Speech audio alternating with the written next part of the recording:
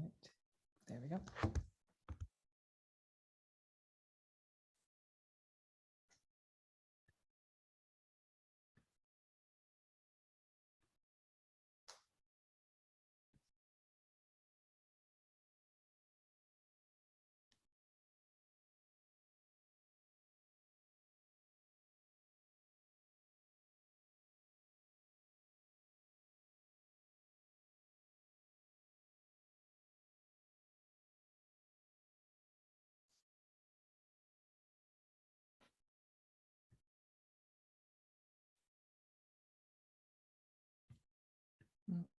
Okay, wonderful.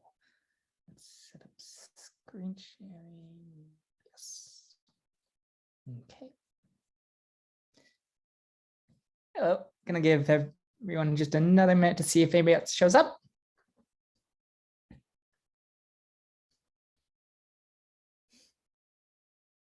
Good evening. Good evening. Okay, can turn up the volume a little bit too.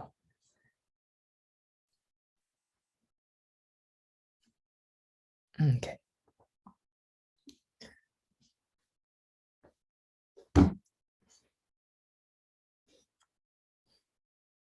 Okay, so I am going to get started, and as people come in, I might do a brief recap just of what I cover, but to start, we are continuing on with the mitzvot of Purim, and for this next section, there is a halachic principle that I want to go over a little bit outside, and that is the idea of a time-bound positive commandment. Now, time-bound means that the commandment is, there we go, that the mitzvah is based around a time frame. So these are often the holidays, Shabbos, things that are very sensitive to the time. Davening also is is something that we call time bound. And the idea is that if something is time sensitive, then it can only be done at certain times of day, it can't be done at other times of day, and there is a time limit.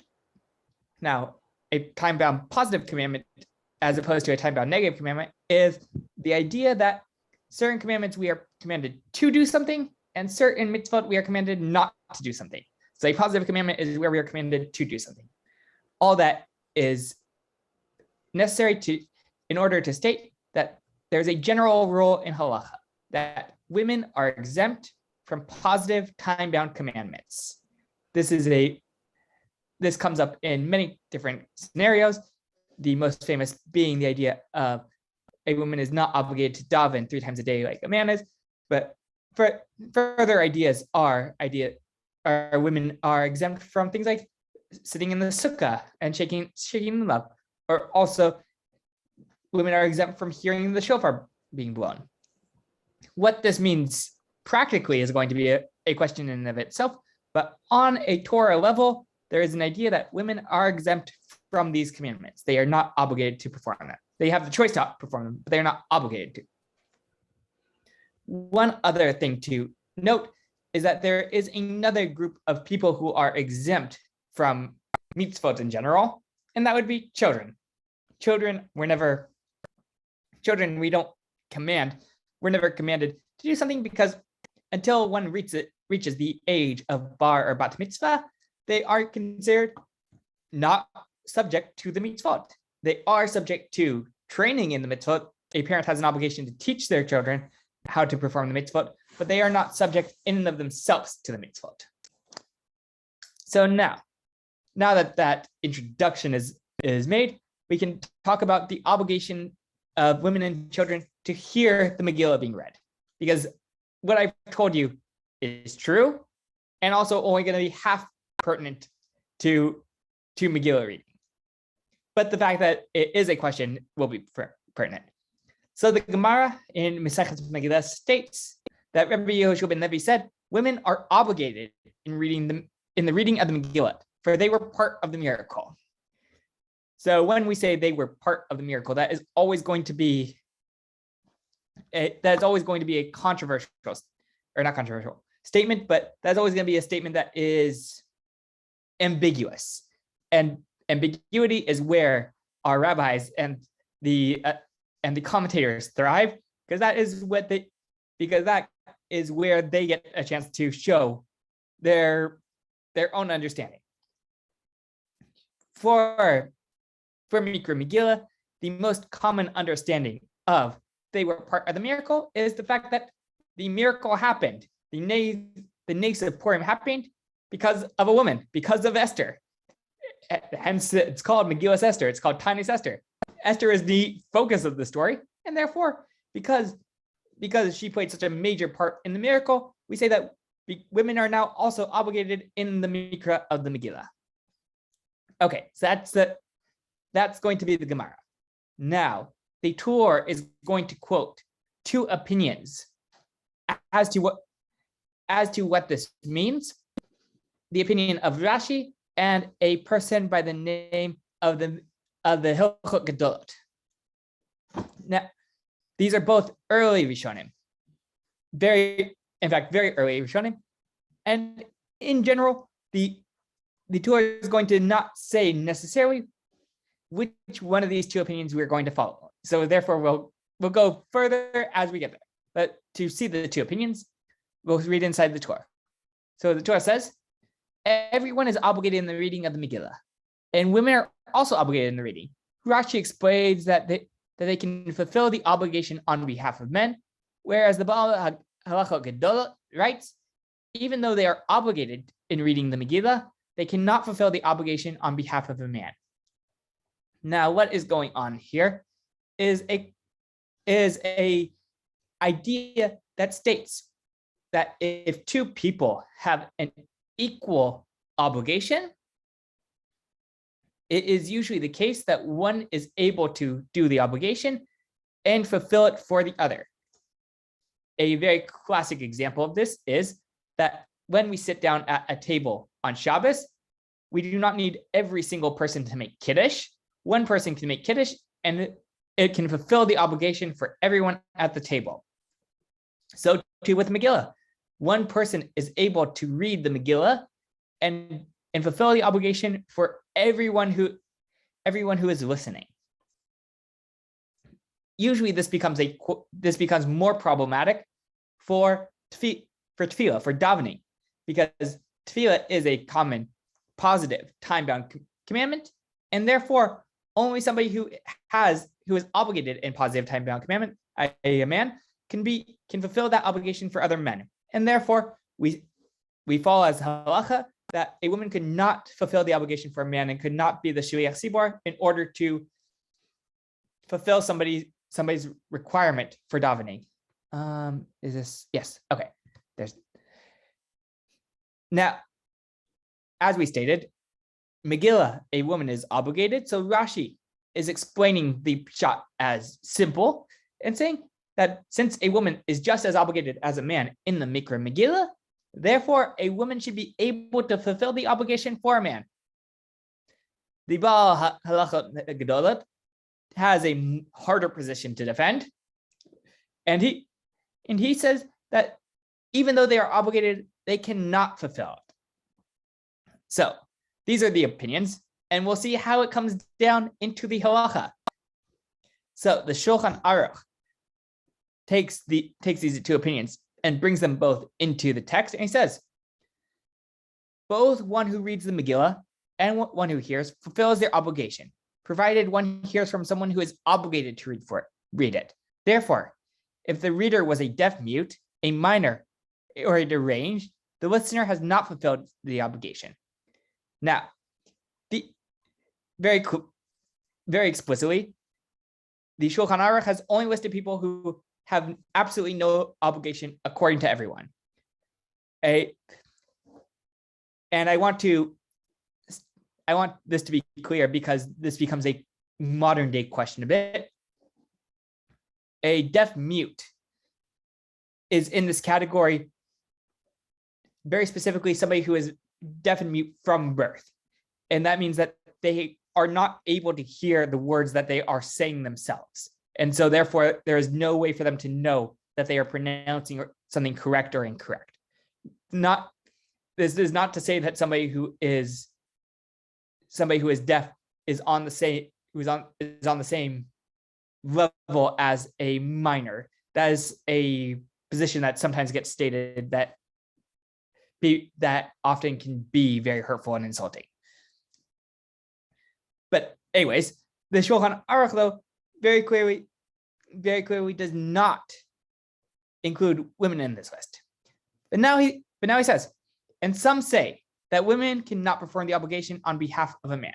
So now the Shulchan Aruch comes and brings in the opinion of the Bahag as a yesh omrim, as a some say.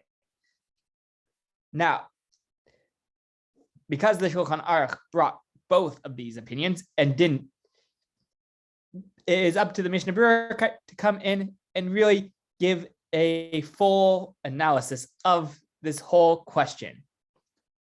So says the Mishnah Berurah, it is not comparable to candle lighting on Hanukkah, for Megillah is different, as it is similar to Torah reading, and a woman is disqualified to read because it is not dignified for the community.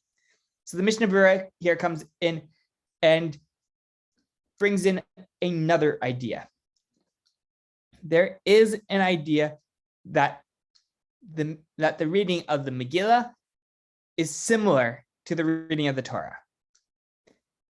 And just as a community on Shabbos or on Monday or Thursday does not use a woman Torah reader, therefore one should also not use a woman to read Megillah. And he cites this as the reason for the opinion of the Bahag, the Baal Halachot Gedolot.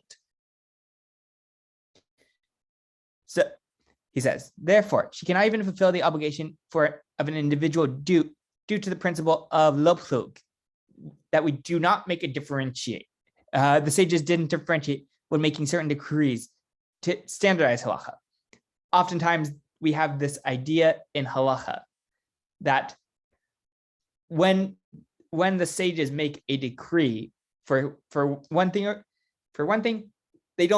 if they don't put in specific demarcations, then it was made in order to reduce confusion, and we should not differentiate where the earlier sages did not.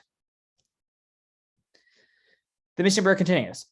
Also, it's possible that women are not obligated to read, only to listen, as discussed below, and therefore it is considered as if she isn't obligated to the extent of a man. However, a woman may exempt another woman. So that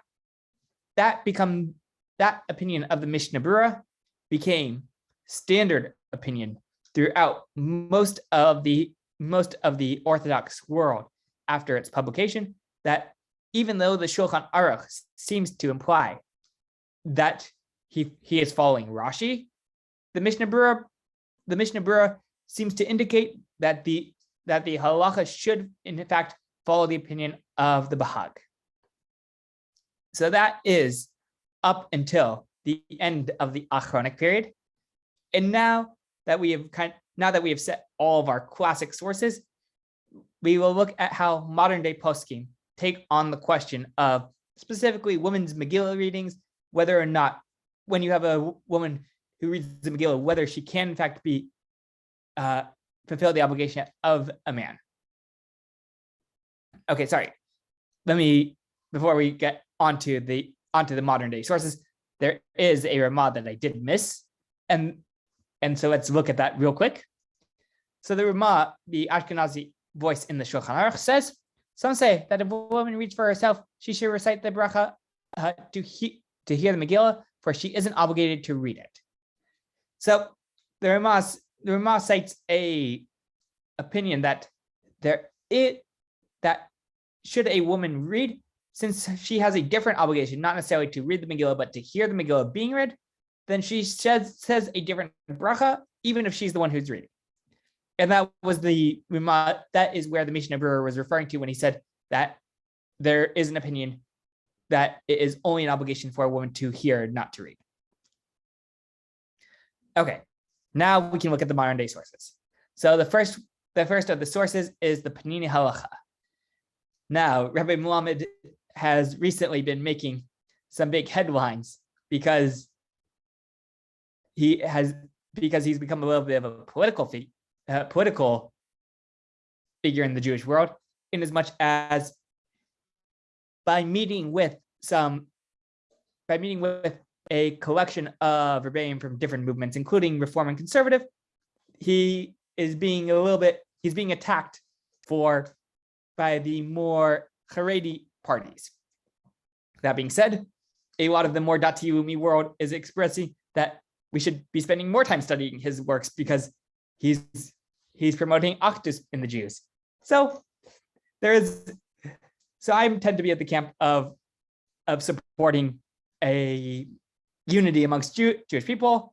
So I'm of the camp also who likes to learn from Rabbi Muhammad. So just to give a little bit of a personality of who we're dealing with here. So Rabbi Muhammad says in his Pinin Halacha, and since the Halacha is subject to a balanced dispute between the Rishonim, there is no clear majority opinion. Most Achronim have ruled that women should not read the Megillah for a man. Only in excruciating circumstances, when there is no way for a man to read for himself or hear it from another man, may a woman read it for him, so that he fulfills the mitzvah according to those who hold that women may fulfill the obligation of a man.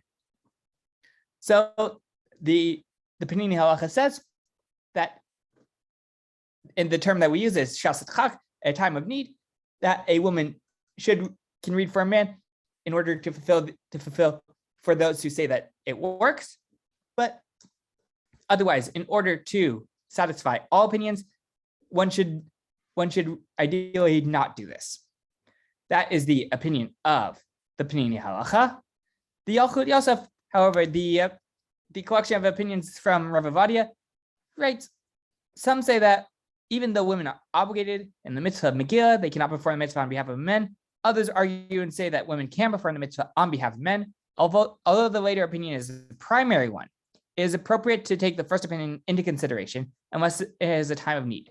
Nevertheless, there is no prohibition of kol be'isha erva, that a woman's voice is licentious.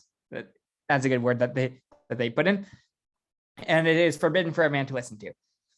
So the Yalkut Yosef, following in the simple reading of the Shulchan Aruch and following the opinion of Rashi, says that the simple reading there's a question.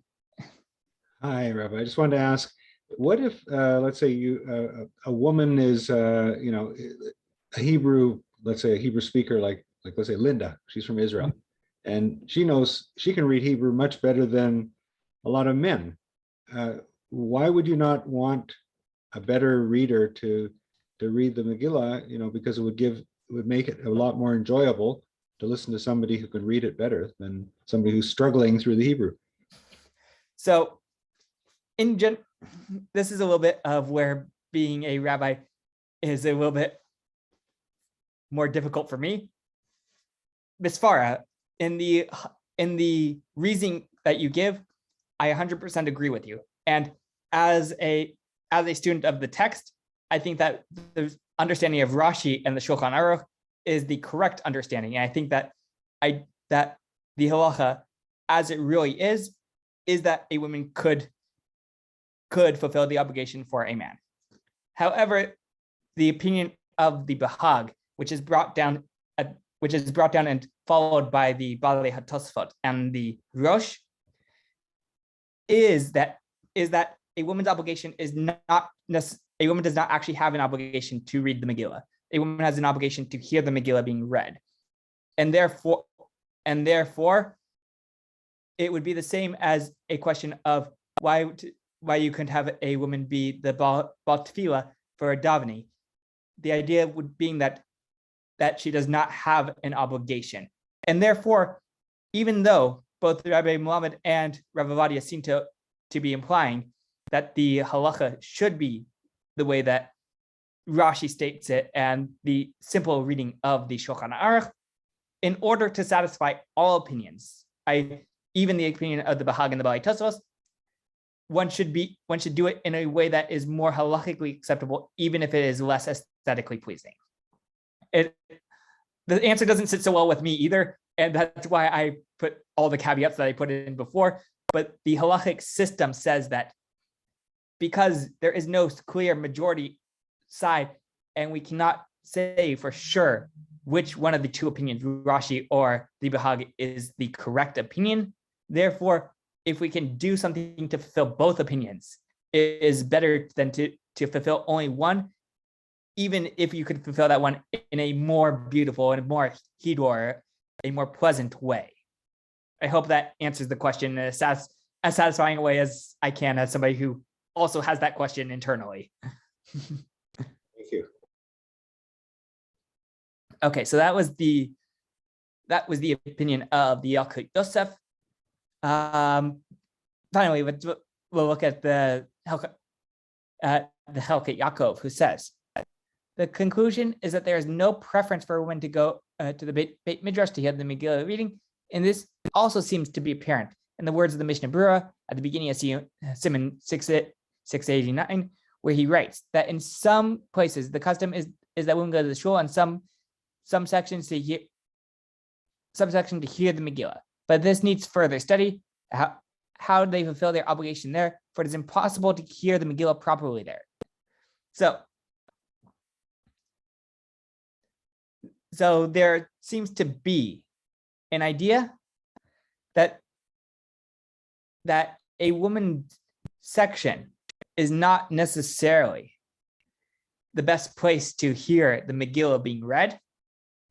And even so, it is better to hear it in a community, even if it's going to be harder to hear than to read it at home. There is an opinion that, and he says that, as his conclusion, that there is no preference for one or the other, but there does seem to be an opinion, and we'll see who that opinion is, that the Megillah should be read publicly, and as publicly as possible means that men and women both there to hear it. So we are moving now past the idea of women's readings. I do want to make one point actually before we go on there. For sure, everyone agrees, even those who say that a woman could not fulfill for a man, everyone agrees that a woman is able to fulfill the obligation for a woman, and women's readings are permissible. There are communities where they are hashkafically not done because it is considered not sinua, but on a halachic level, there's for sure permissibility there. I don't know what Sha'ar Tzedek does, whether or not they do women's Megillah readings, but it is often a question, but the sources seem to be pretty straightforward, at least in my opinion on that. Okay. Footnote aside, let's see the makor that the Helkut Yaakov was talking about for the idea that it should be done in public, and that would be the Chayei Adam. A little bit of information about the Chayei Adam.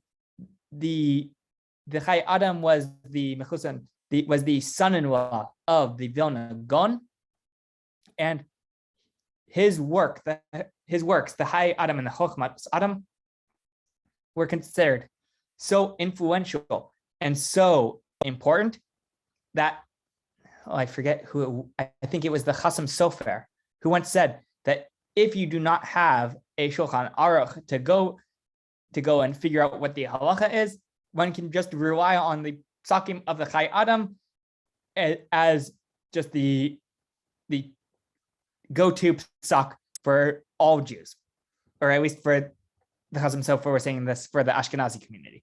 So what the Chayei Adam says has a lot of weight. Anyways, the Chayei Adam says it is an ideal mitzvah to go to shul, he and his wife and his children, to hear the Megillah in public.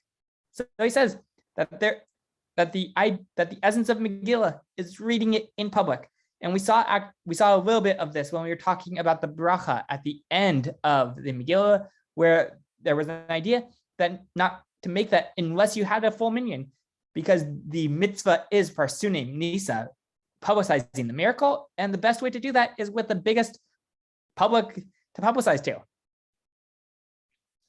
So that is the Chayei Adam.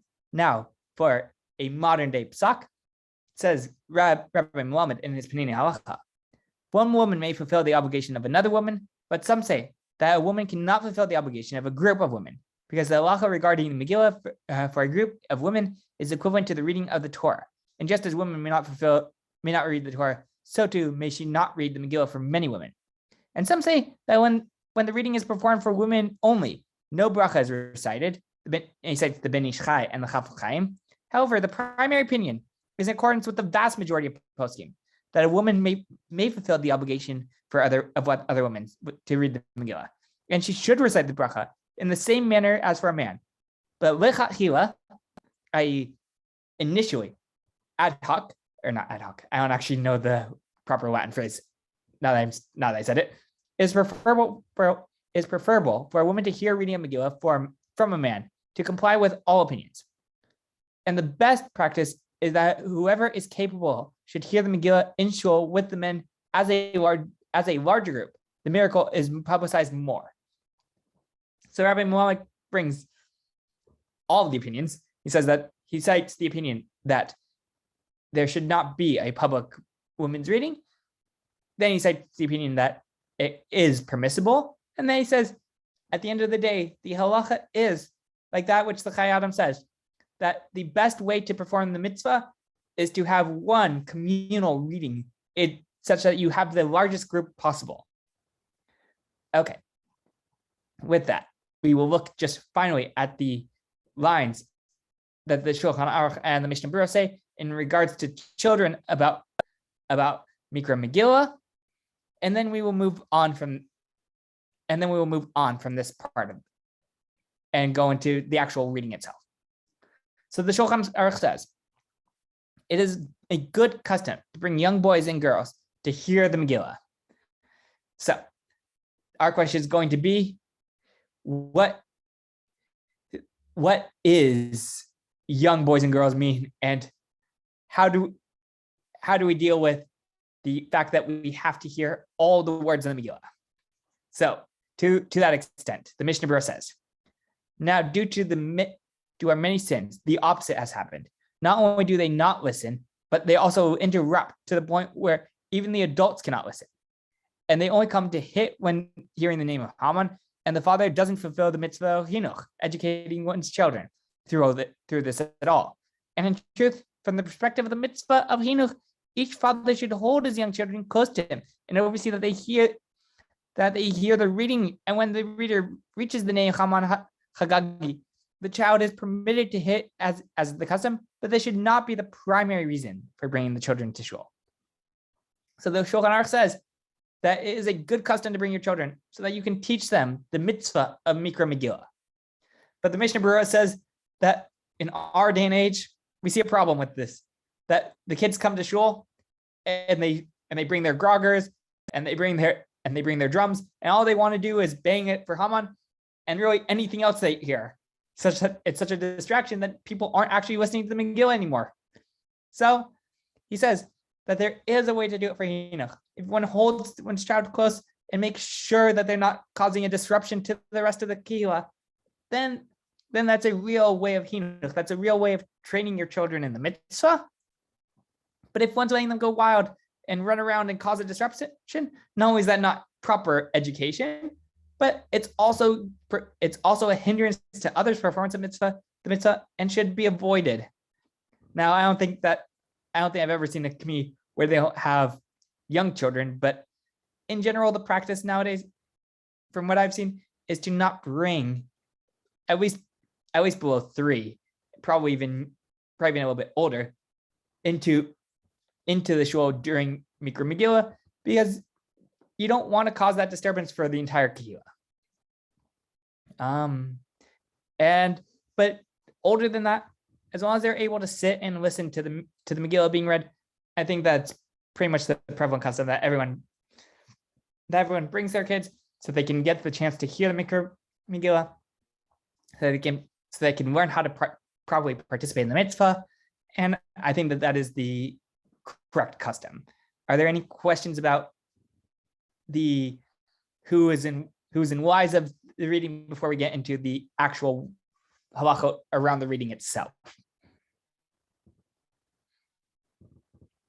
Okay, amazing.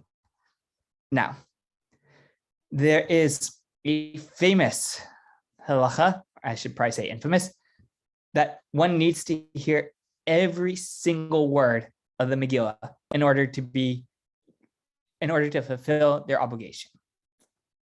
I'm not going to say that this is an incorrect custom. The halacha is that, but one needs to understand what's going on here and know that a lot of the anxiety behind that this causes might be just anxiety, not actually the Ikar halacha. So let's start with the sources. The Shulchan Aruch is always a great place to start. And the Shulchan Aruch says, one needs to read it completely and from the scroll. And if one reads by heart, one hasn't fulfilled one's obligation. Ideally, it should all be written before him. But if the scribe left out a few words in the middle, even up to half the Megillah, and the reader said them by heart, he has fulfilled his obligation. So the Shulchan Aruch says, as the Psak Halacha, that one needs to read from a Megillah, and one should not be reading from heart. But if one has a Megillah, and there's certain exceptions to this, and hence he emphasizes that should be that the middle is the part that's missing. But if half of the Megillah is missing even, and the reader knows it by heart and says that missing half by heart, that's enough to fulfill the obligation. So that is the idea of reading from a full Megillah. And now the Ramah here is going to add a little bit of halacha for the reader himself. However, if the reader, omitted words at the beginning or end of the Megillah, even a minority, he has not fulfilled his obligation. And even in the middle, it is valid only if he didn't leave out an entire topic. So the Ramah says that leaving out words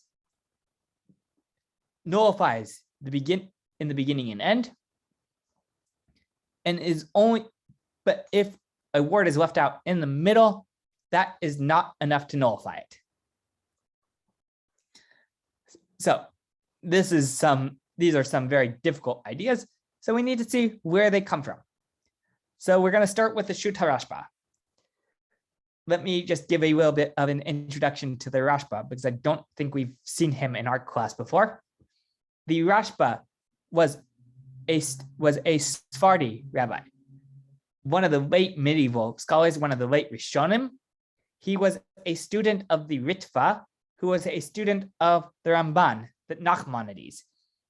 So the school of the Ramban, Ritva, and Rashba was famous for creating a blend of the Sephardi legal texts and legal analysis with a more Ashkenazi Tosfot inspired pilpul discussion, give and take. So the Ramban was the kind of founder of this school, and he was famous for his very sharp and Tosfot-like attacks on other Rishonim, and the Rashba and the Ritva followed in suit. So that is who the Rashba is. And a shoot, just to give a little bit of detail of when I say these kinds of words, a shoot is a acronym for Shilos to Chuvos, questions and answers. So these were the responses. People would send the Rashba questions, and he would write them his answers. Granted, the Shut Rashba is a little bit infamous in that most of the questions in the Shut Rashba were written by the Rashba too, so that he could write his answers. Now, with all that said, the Rashba says, the Rashba is asked, you asked regarding reading the Megillah, if the listener has to have intention to hear every word. And the Rashba answers, regarding your doubt, if the reader missed even one word, whether he must repeat the Megillah or not, it is not just a complete verse they speak about in the Gemara, but even one word is problematic. So, in regards to a question about the listener, the Rashba responds that that there is an idea that the reader is problematic even to miss a single word. So that was the response of the Rashba, and that's really our big makor, that our big source for where we get our halachos from. Now the Mishnah Berurah takes all of this and he said in response to the words of the Ramah that need to read it completely, this is imperative. The mitzvah is not fulfilled if one does not. According to most poskim, even if one missed only one word, he has not fulfilled his obligation. So the Mishnah Berurah states, following the idea of the Rashba, that even one word being missed is enough to nullify one's fulfillment of Mikra Megillah. So that is our classic sources. So, we have one more Mishnah Berurah. So this is going to be the end word on this, and this is going to be where the halacha as it is practiced in pretty much every community. So the Mishnah Berurah says, even if one missed one word, a number of poskim hold that one hasn't fulfilled his obligation. Therefore, it is very important that each person has a chumash to follow the reading. For while the children are making noise for Haman, it is impossible to hear a few words from the reader who continues to read. And he fulfills his obligation by reading by heart, not from the kosher Megillah, from the chumash. In this way, he at least fulfills his obligation post facto. Now, the Mishnah Berurah has provided what I like to call the standard solution to the problem of when we phase out and don't hear a word. Megillah reading takes a long time, and I know I personally have had this problem of sitting there and all of a sudden realizing I have no idea what's going on. So the Mishnah Berurah says, when one thinks they've missed some words, because the Shulchan Aruch said that one only needs to hear half of the words from the scroll and the other half can be by heart. If a person has a chumash in front of them with which to read, even though that's not considered a kosher scroll to read the Mikra Megillah, one can fulfill their obligation of Mikra Megillah by reading the part that they missed and I'll get there in a second. Reading the part that they missed and filling in that gap of words in order to complete Mikra Megillah. Now, one should be careful with this. One should try and read from where they last heard the reader up until where the reader is. That way, once you catch up to the reader, you are now, again, listening to a kosher scroll, and one is reading in the order, because we don't allow you to go chapter 1, chapter 3, chapter 2. We don't allow jumping around. It is really has to be the whole Mikra Megillah in order. So if one falls behind, misses some words, they should read up until where they should read from where they last heard up until where the reader is now, so as to be in place with the reader and not to jump. Are there any questions about that? Because that is actually a very important halacha l'maisa, practically speaking. And this is the advice that most Rabbeim will give. Okay, wonderful. So now that covers all of our questions about Mikra Megillah. And now we can talk about the other 3 mitzvahs in regards to Purim. Now, the very first mitzvah was Mikra Megillah because that took place both at night and during the day. The other 3 mitzvahs, we say, only really take place during the day, and we'll see the reasons for that and why and how this comes into play. But our starting point is going to be the Gemara. The Gemara the Gemara states, Rava said, if one ate a Purim meal at night, he has not fulfilled his obligation. What is the reason? The days of feasting and gladness is written. When the Megillah writes the words that we learn out the mitzvot of the Suda, the meal, matnos levionim, gifts to the poor, matnos of, and mishach manos, gifts to one's friend. We learn this out from the day, yamei mashte, days of feasting. So this is going to be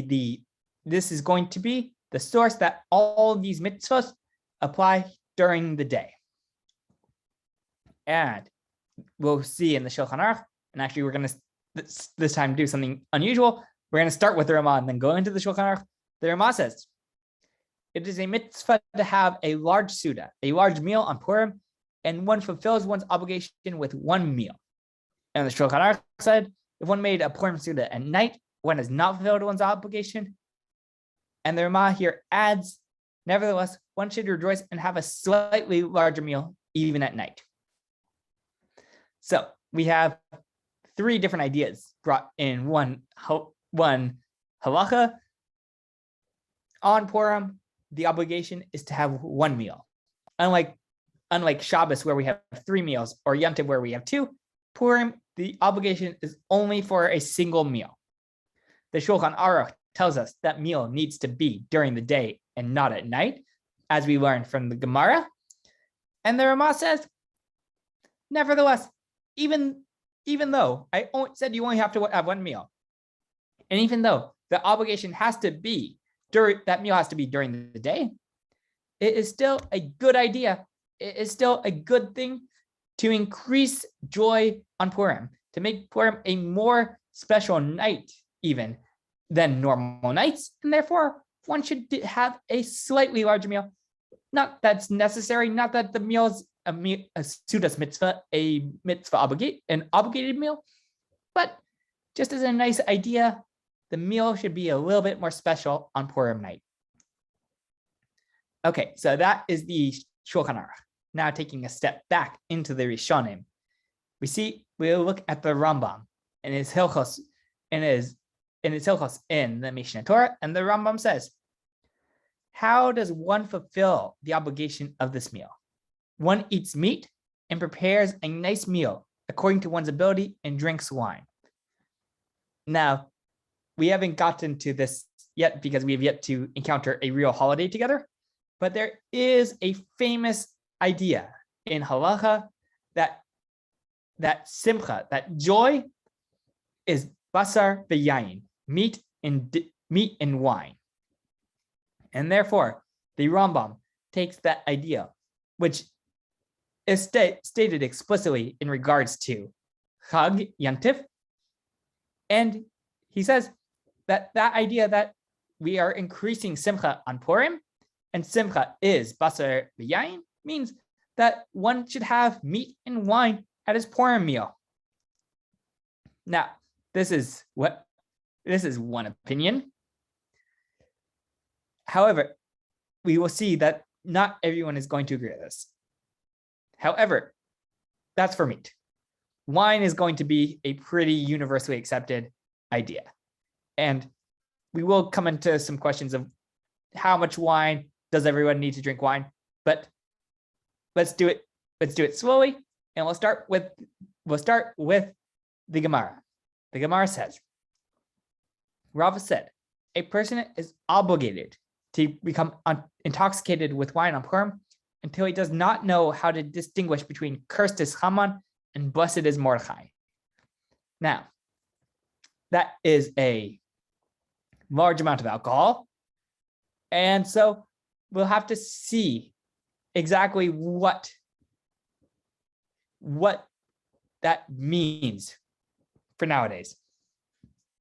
So the Shulchan Aruch takes this to be a very literal statement of the Gemara. And he says, a person is obligated to become intoxicated on Purim until he does not know how to distinguish between cursed is Haman and blessed is Mordechai. And that's it. That's all the Shulchan Aruch says.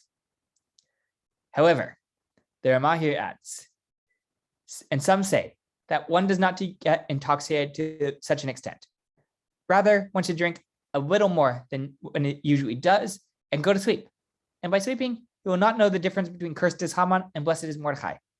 Whether one drinks a lot or a little, the main issue is his intention are for the sake of heaven. So the Ramah says that heavy intoxication is not a requirement for Purim. And I'm certain by my own emphasis is clear where I stand on this matter.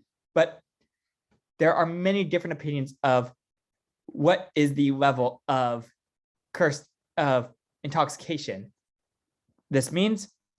The most famous that I've heard is, for those of you who are familiar with the idea of the gematria of words, the way that numbers are that letters are given certain numerical values.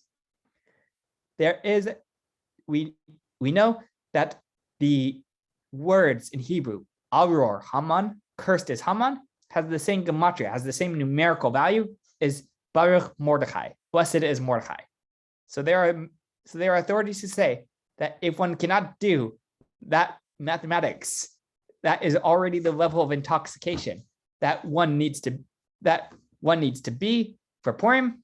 I told my 8th and 9th graders who are very excited about Purim that since I didn't think that they could do that calculation in their head already, they were already halakhically considered drunk enough for Purim.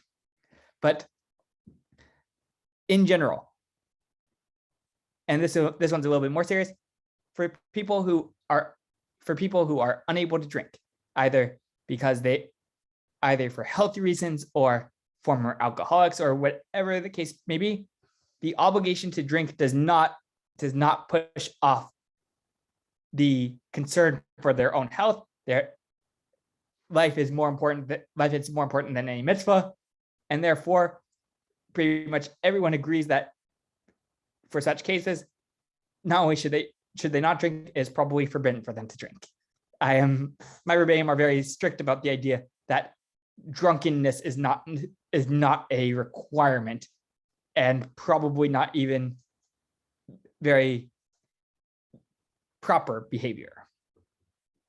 But that is the makoros on drinking during Purim. Now the question of when do we do this? When do we do the meal? When do we have this Suda? Because we said that the obligation for the meal is during the day of Purim.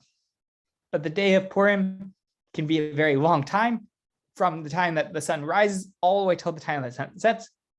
And therefore, it is important for us to know when is the proper time for this. And for this, we will look straight into the Shulchan Aruch, or more specifically the Ramah, who states it very, very clearly and concisely. It is customary to make the Purim Suda after Mincha and pray Mariv at night. One should pray Mincha while it is still early in the afternoon, and the majority of the meal must be eaten during the day, and not as is the custom to start just before sunset, and the main part of the meal is on the night of the 15th.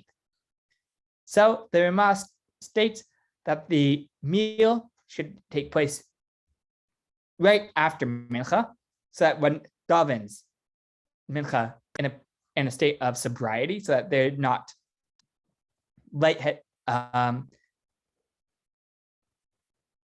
can't think of the right translation. Kalas Rosh does not mean lightheaded. Distracted. Yeah, I'm having a hard time finding the right word, but I'll use distracted during the davening, and then go into the meal. And they should daven early so that they have the majority of the meal during Purim itself and not during the next day. And that is the opinion of the Ramah. Oh, okay. Sorry, I'm gonna go into the brown box instead of just so that we can see some of the other voices in this. So at the brown box in the bottom, according to the Ramah, one must eat most of the meal during the day, but he notes that there was a prevalent custom to begin shortly before sunset and cautions against it. Some Achronim defend that custom, and many Hasidic rabbis today still follow it as well.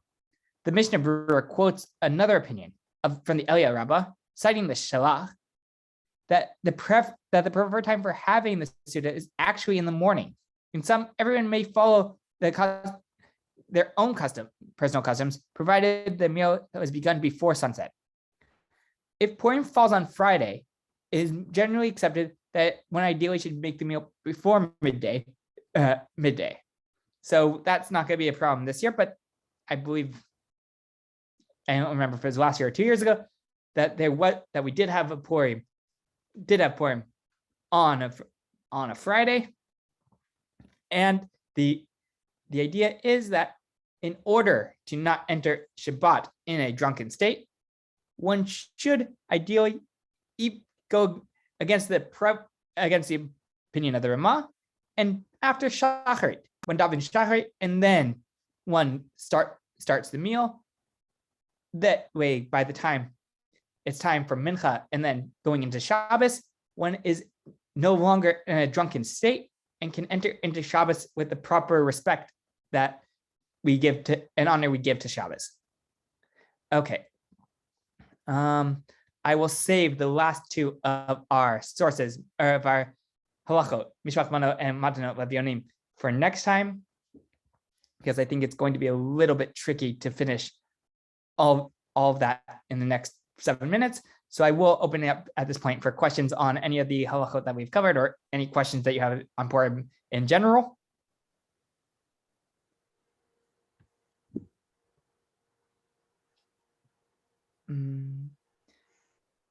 Okay. If there are no questions, I'll wish everyone a good night. Thank you so much for learning with me, and I look forward to learning with you again next week, where we can finish off Purim, so we can go into Purim with a lot of simcha and with a lot of knowledge. Thank you, Rabbi. Thank you, Rabbi. Have a wonderful night. You too.